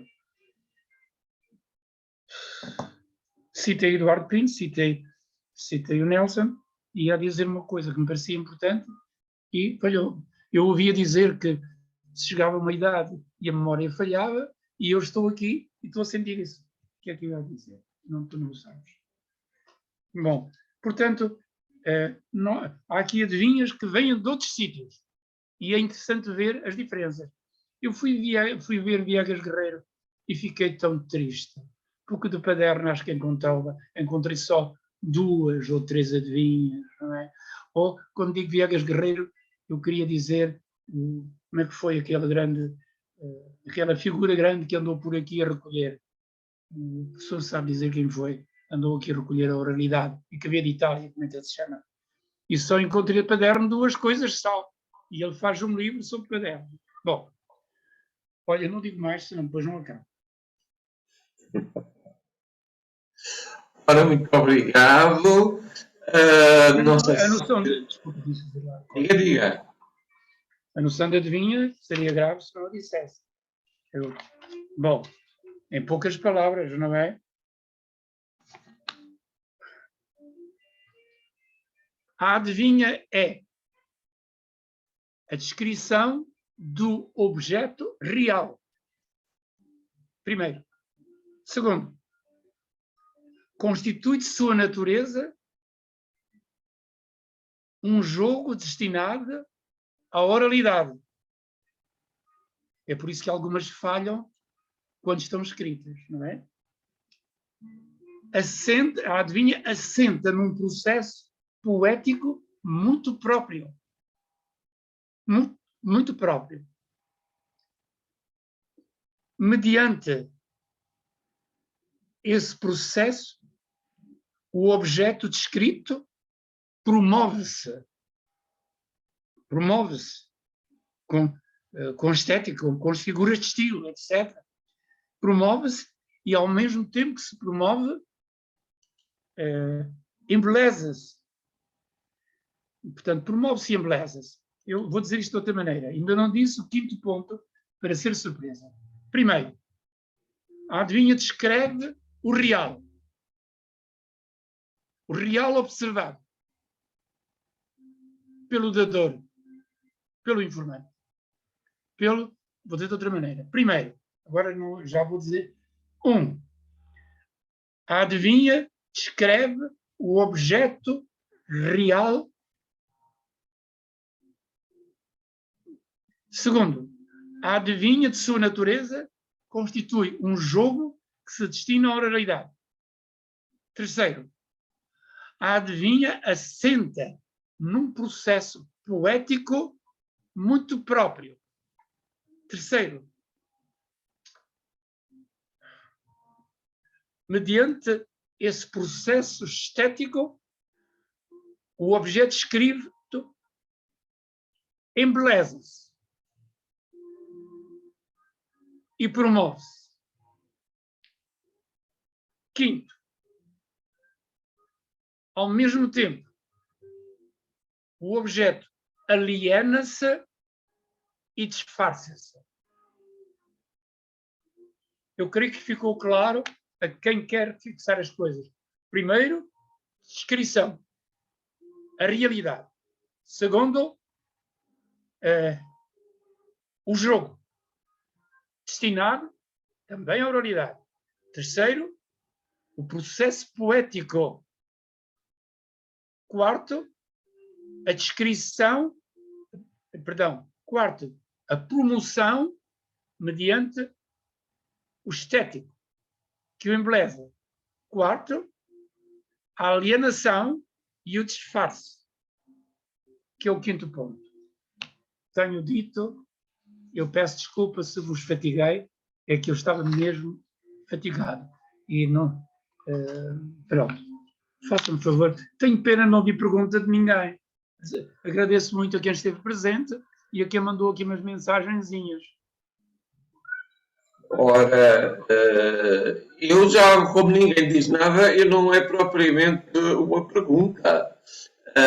Mas há uma coisa que há pouco, logo no início, o Rivinho falou e que era sobre a questão de, digamos, na poesia em português, a métrica mais comum ser o verso de 7 sílabas. Isso parece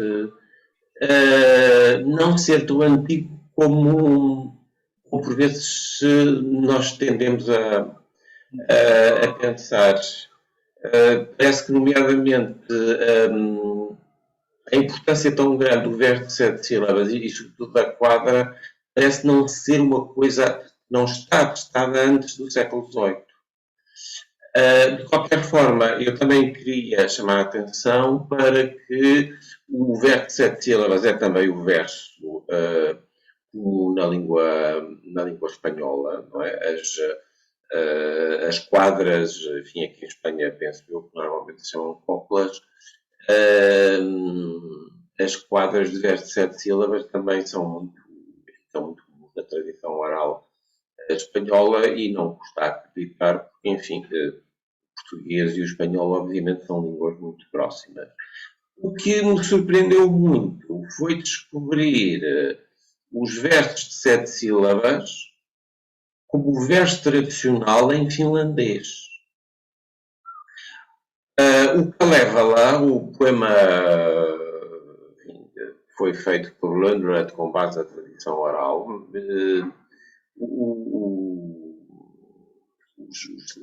com base, portanto, digamos, ele arranjou, mas os textos, enfim, estavam na tradição oral, ele, digamos, juntou muitas coisas que existiam na tradição oral finlandesa e, para a minha grande surpresa quando lá estive, foi ouvir, eu obviamente não sei finlandês, mas ouvir um senhor que cantava esses poemas tradicionais e perceber que os poemas eram versos de 7 sílabas.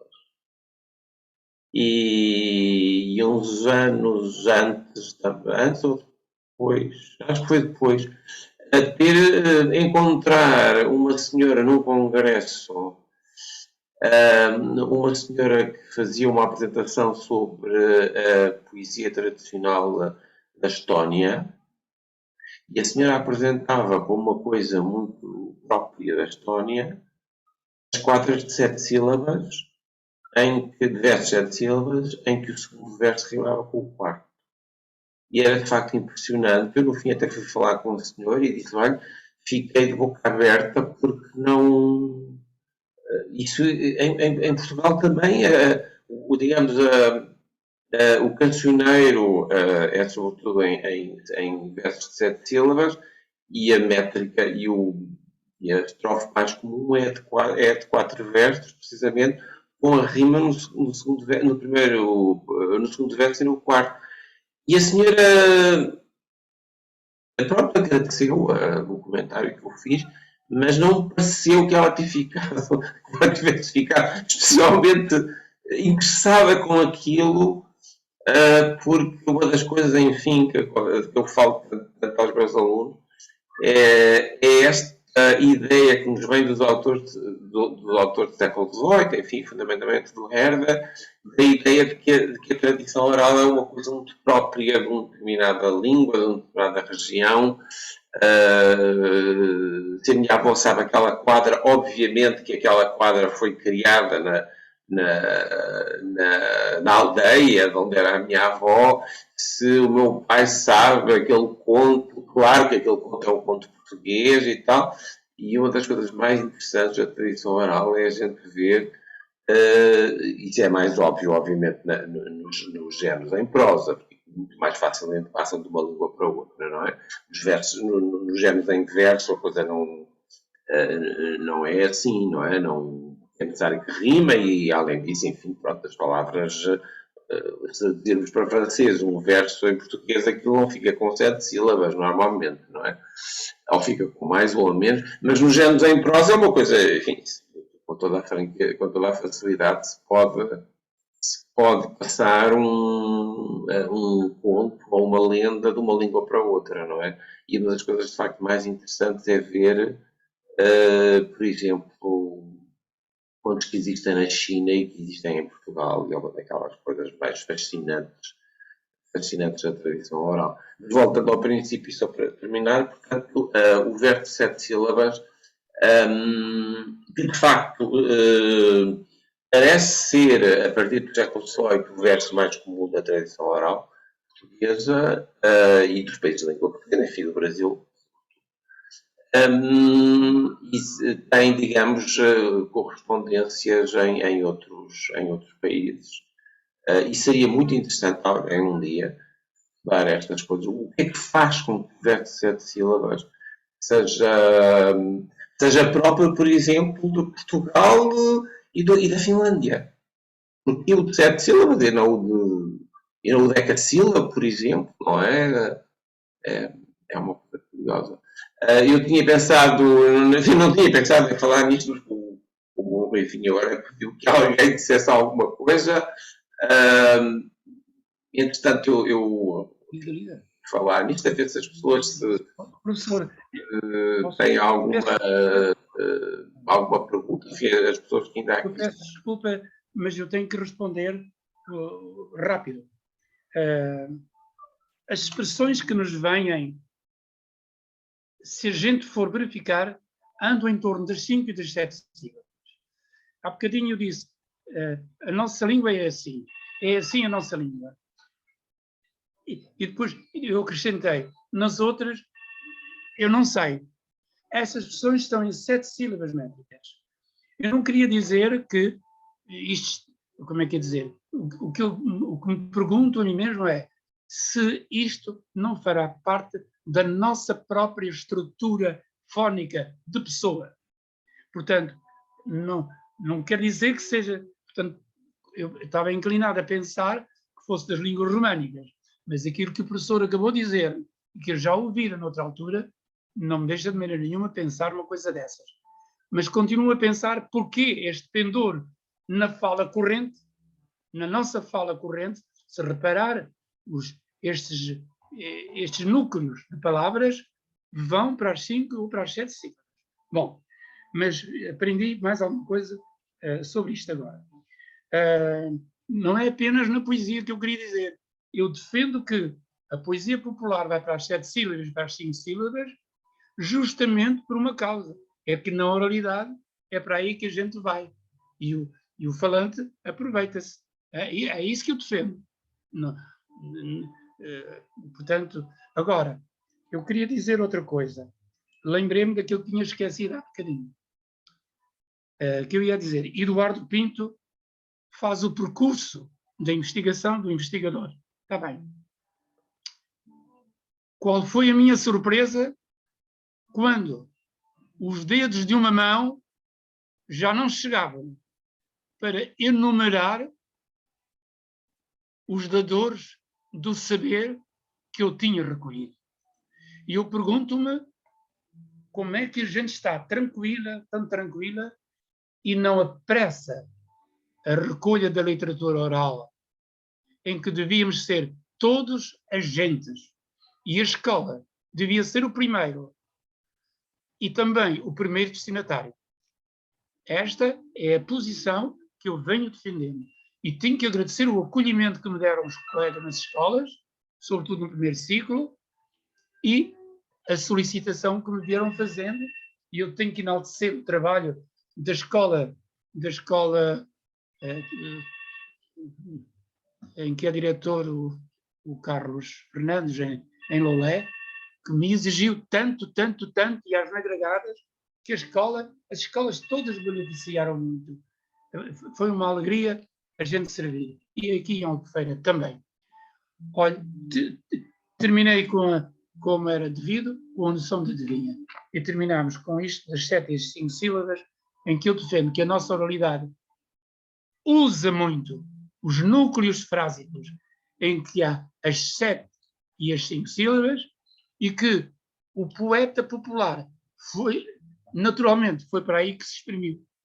E eu tenho o exemplo de Clementino Baeta, que eu tenho como um notável poeta popular, companheiro de Aleixo até aos 25 anos, e logo desde os 4 ou 5 anos, juntamente com o avô, que também poetava, e ele tem muitos trabalhos de 5 sílabas, e toda a sua poesia, de resto, é de 7 sílabas. Pronto, termino. Disse tudo. Ora, então, como as pessoas parecem não terem mais nenhuma. Não terem nenhuma. Há aqui uma senhora que quer fazer uma pergunta. Faz favor, diga. Não é uma pergunta, era só para como prova, como o professor estava a dizer que é orgânico as 7 sílabas, e eu acho que é orgânico e basta vocês tentarem dizer paradidadidadam, paradidadidadam. É uma coisa fácil de dizer e acho que em qualquer língua. Badadidadidadam, são 7, não é? E nas músicas, badadidadidadam, badadidadidadam, são 7, portanto, acho que será orgânico. Porquê? Não sei. Depois venham biólogos dizer porquê. Pronto, é só. Obrigada por este bocado. Interessante. Ora, é essa. Então, pelos vistos, não há aqui mais ninguém que queira fazer nenhuma intervenção.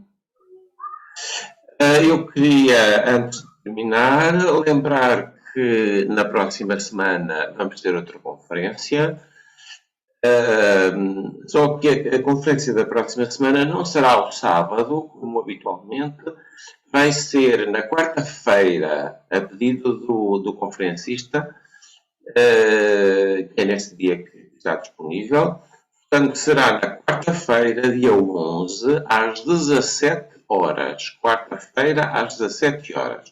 E o conferencista será o nosso colega do Centro Ateio de Oliveira, Paulo Correia, que vai falar de contos portugueses e contos sefarditas.